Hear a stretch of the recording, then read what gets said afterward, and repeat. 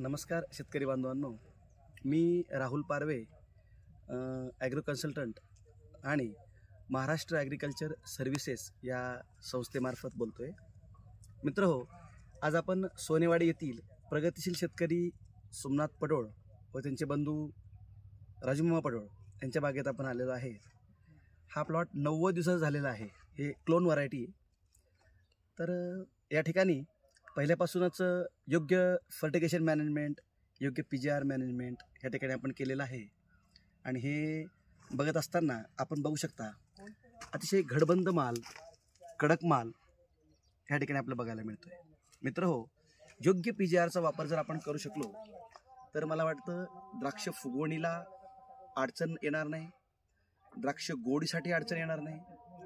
आणि जर आपण ग्राहकापर्यंत, द्राक्ष खाणाऱ्या लोकांपर्यंत जर द्राक्ष गोड, रसाळ, कुरकुरीत जर आपण देऊ शकलो तर मला वाटतं महाराष्ट्रामध्येच या द्राक्ष पिकाची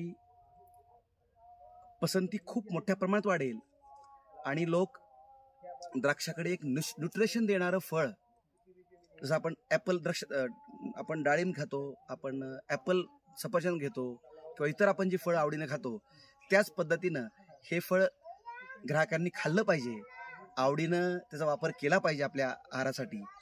यासाठी आपण शेतकरी बांधवांनी आणि आम्ही लोकांनी ॲज अ ॲग्रिकॉस प्रयत्न केले पाहिजेत, असं मला ह्या ठिकाणी आवर्जून सांगावं वाटतं. नमस्कार.